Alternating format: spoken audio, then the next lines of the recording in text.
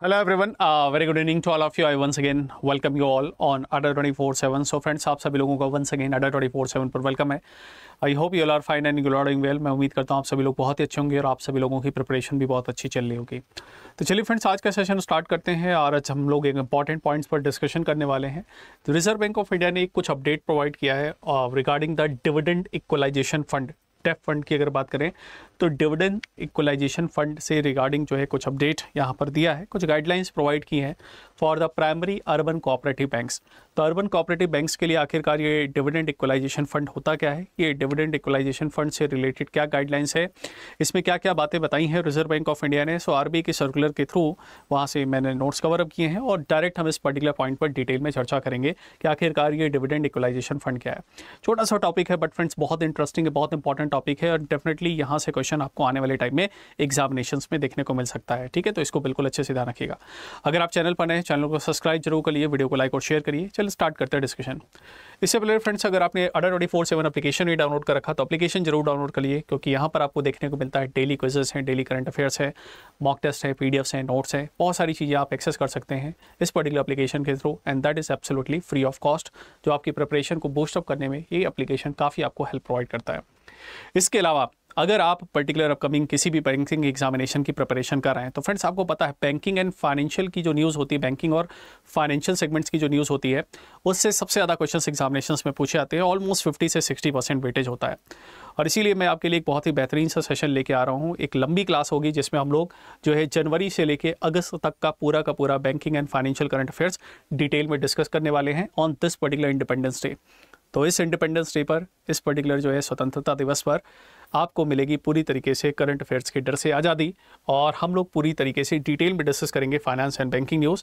ये सेशन होगा 15 अगस्त को सुबह 11 बजे, है ना। तो अपने जो भी प्लान्स होंगे 15 अगस्त के लिए, क्योंकि गैस्टेड हॉलीडे है तो उसको पहले से ही प्री प्लान कर लीजिएगा, क्योंकि 11 बजे हम लोग जुड़ेंगे इस पर्टिकुलर सेशन में करंट अफेयर्स के डर से आज़ादी से इवेंट में और इसमें हम लोग डिटेल में डिस्कस करेंगे बैंकिंग एंड फाइनेंशियल से रिलेटेड न्यूज़।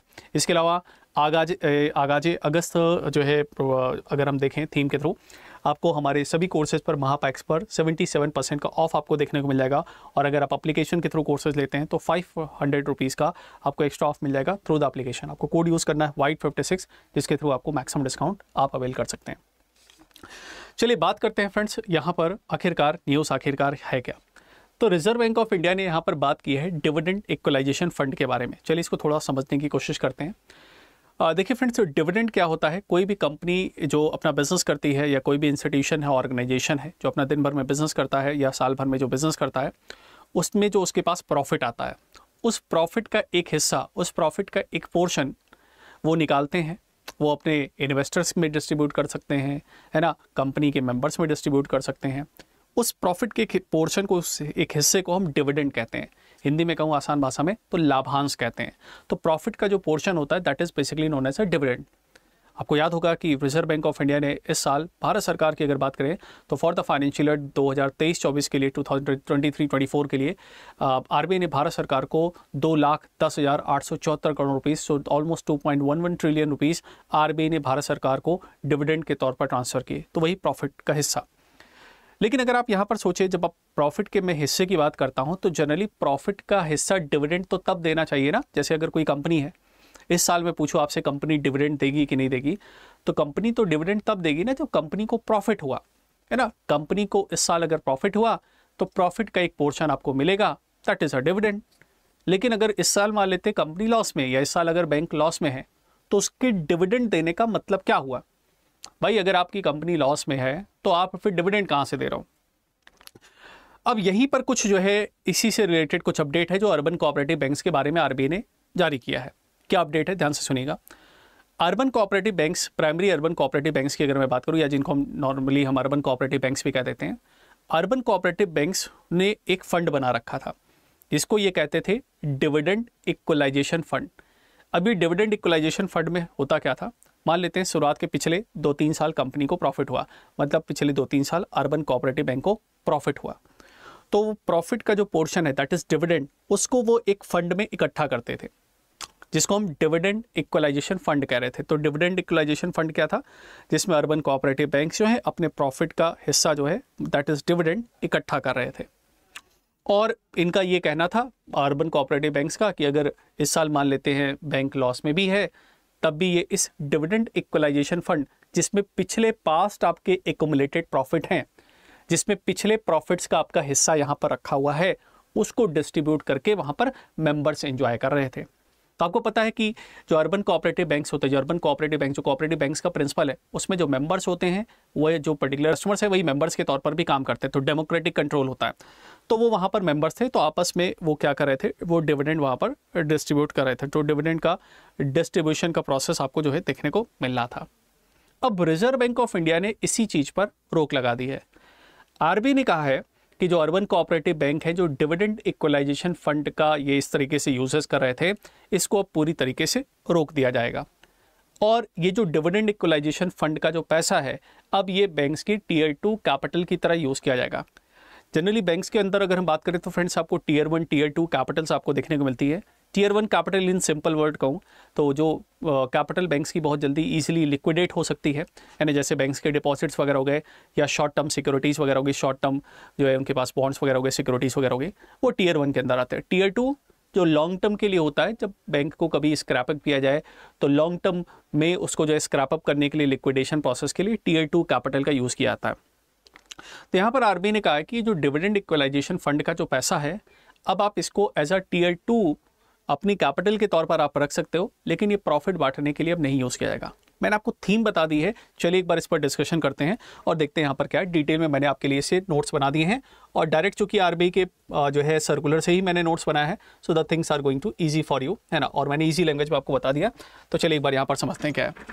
तो यहाँ पर रिजर्व बैंक ऑफ इंडिया ने कहा है, it is observe that some urban cooperative banks, RBI ने कहा कि ये देखा जा रहा है कि कुछ अर्बन कोऑपरेटिव बैंक्स हैं, उन्होंने क्रिएट कर रखा है एक डिविडेंड इक्वलाइजेशन फंड, है ना, जिसमें वो क्या कर रहे हैं, वो अपना जो एप्रोप्रिएशन ऑफ प्रॉफिट का एप्रोप्रिएशन यहाँ पर इकट्ठा करते हैं with an intent to utilise, और इस प्रॉफिट को यूटिलाइज करते हैं balance to pay dividend in future years. इनको भविष्य में इस डिविडेंड फंड से फ्यूचर्स में पेमेंट्स करने के लिए इस फंड का यूटिलाइजेशन ये करते हुए हमें देखने को मिल रहे थे। यहाँ पर कह रहे थे when the profits are not sufficient, जब प्रॉफिट सफिशिएंट नहीं है बांटने के लिए, तो या फिर बैंक ने अगर लॉस पोस्ट किया है, तो ऐसे में वो इस पर्टिकुलर फंड का वो आपको यूसेस करते हुए, उपयोग करते हुए आपको देखने को मिल रहे थे, है ना। तो दैट इज द केस, है ना। तो वो केस हमें यहाँ पर देखने को मिल रहा था। तो ये यहाँ पर वो प्रॉफिट अगर उनके पास नहीं है, लॉसेस हैं, तो उसको यहाँ पर यूज कर रहे थे, ठीक। अब रिजर्व बैंक ऑफ इंडिया ने यहाँ पर कहा क्या है, हाउएवर एक्सटेंडेड गाइडलाइंस, जो डिक्लेरेशन ऑफ डिविडेंड है ना, आरबीआई की जो डिविडेंड डिक्लेरेशन की जो गाइडलाइंस थी 2012 की, वो रोकता है इस तरीके के डिविडेंड को डिस्ट्रीब्यूट करने के लिए।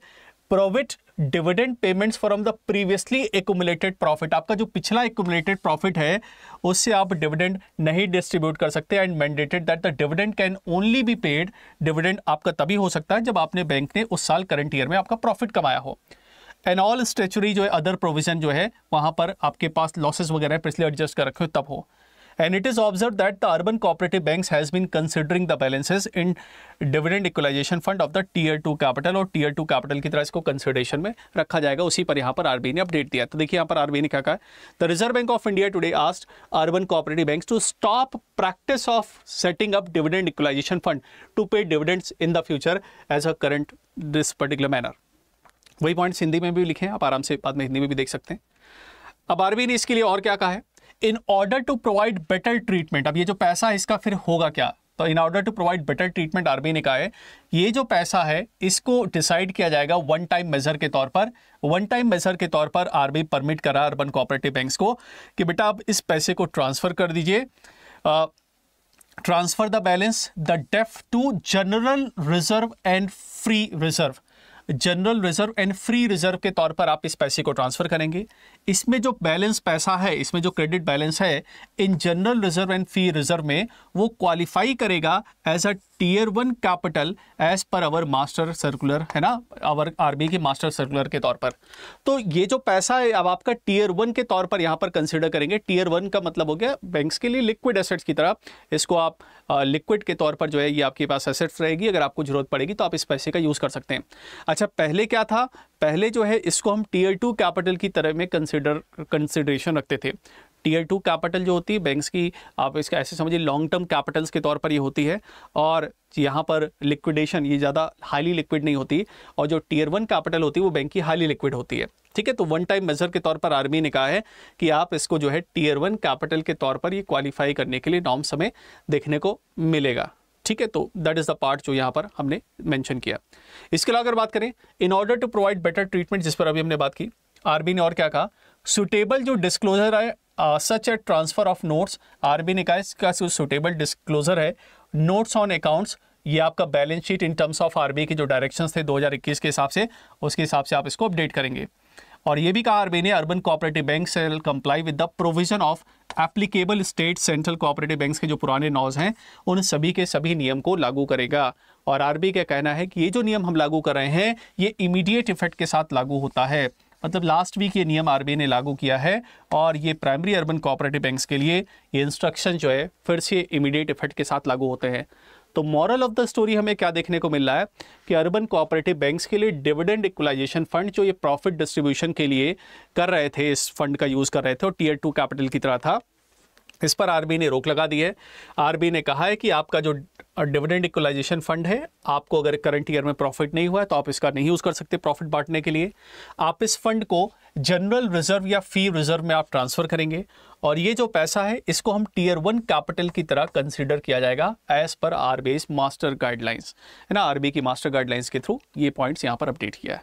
तो फ्रेंड्स ये था एक छोटा सा अपडेट, छोटा सा अपडेट है लेकिन इंपॉर्टेंट अपडेट है, यहाँ से क्वेश्चंस बनेंगे एग्जाम्स में, ध्यान रखिएगा। एंड वंस अगेन आज़ादी की अगर हम बात करें तो इस पर्टिकुलर इंडिपेंडेंस डे स्पेशल मैं आपके लिए सेशन ले आ रहा हूँ, जिसमें जनवरी से लेकर अगस्त तक के इंपॉर्टेंट सारे बैंकिंग के जो करंट अफेयर्स हैं वो सारे के सारे बैंकिंग फाइनेंस से जुड़ा हुआ करंट अफेयर्स 15 अगस्त को हम सुबह 11 बजे इस पर्टिकुलर सेशन को स्टार्ट करेंगे। लंबा सेशन आएगा तो अच्छी तैयारी से आप जरूर आएगा, मैंने तो तैयारी कर ली और आप लोग भी प्रिपरेशन कर लीजिएगा।